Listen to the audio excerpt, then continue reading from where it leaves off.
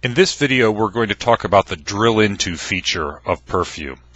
And we're going to use this same profile data that we've been using that was collected on the tutorial example, and we're going to open its CPU stacks and then drill into the tutorial process. And so I'm going to quickly describe what happens in a performance investigation. First, well, you have to check, is this a CPU investigation? That is most of my time is being spent in the CPU? And then I might want to narrow the time range into an area that I truly care about.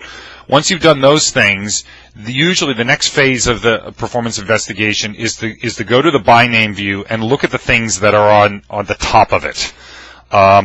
If this doesn't have if either the things here don't make sense or there are no standouts, they're all 1% of the total, you have a very flat profile, then you have to do something else, and I'll talk about that in another video. But in this case, we don't have that problem. We have one method that's really clearly dominating. What that tells us is that this is an area worthy of additional performance investigation. This is worth optimizing if we care about this whole scenario. Okay, so now I care about datetime now. And let's assume that I'm a developer who owns datetime now. In that case, I want to understand the detail. Now this grouping is in my way because I don't get to see the detail that I want to see. I want to understand why datetime now is as slow as it is. Can I make it faster? But if I were to undo the grouping in this view right here, the problem with that is that if I do that, all the other functions, so all of these other things that I'm doing inside the process, will tend to be, they'll also be ungrouped, and then they'll end up merging in with the other things that I intended to ungroup, and you get mush. And it's actually not too bad in this particular case because this example does only one thing. But most programs aren't like that. They have lots of things going on simultaneously, and so when you ungroup too much, and then you lose track of what's grouped and what's ungrouped. So that's what the drill into feature solves, because I can take a particular set of samples, like this set of exclusive samples. I could have also chosen inclusive samples, but I basically pick a set of samples, and then I right-click on it and I say drill into. And what that does is that brings up a new view, and notice that this view's total metric is the same as whatever I selected upon. So I plucked out, okay, these are the samples that are in datetime now or something that it calls. And so now I want to look at the details associated with that. And so okay, so at this point it really hasn't helped me too much because I still don't have the next level of detail, but all I need to do now is do the grouping ungroup module, and what that will do is that will unwind anything in MS Core Lib, but only for these 4,000 samples.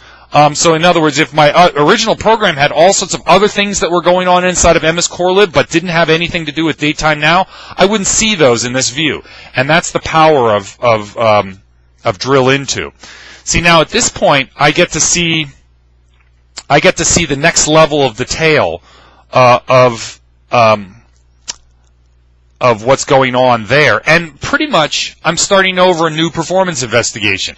If this profile is too flat, I have to use the techniques that I'll describe in another video to make them to group them together and make them bigger until I get things that are pretty big.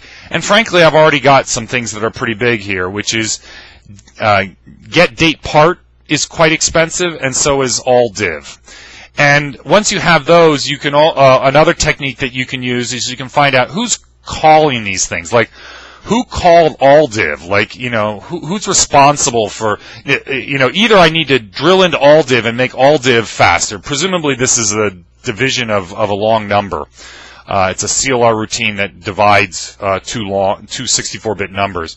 But we can find out who made all those calls, and maybe I can optimize those away. And we can see that, these calls to all div are split, in a certain percentage. Maybe half of them came from date get date part, and then fewer came from these other ones. But this gives me the next level of detail.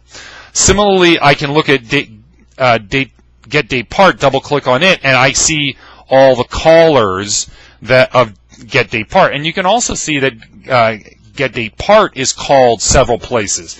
So this thing that we thought was very simple, date time now, is actually fairly complicated. It's got a bunch of internal detail, and there's a really good opportunities for optimization. And PerfView lets you zoom in on just that part so that the person who's in a position to change this code can only look at the part that he's concerned with. So to recap, a performance investigation starts out by looking at your by name view and using some techniques to make a big entry. Once you have a big entry, you usually want to pick one of these and drill into them to find out exactly what's going on, and then ungroup just enough to look at that next level of detail.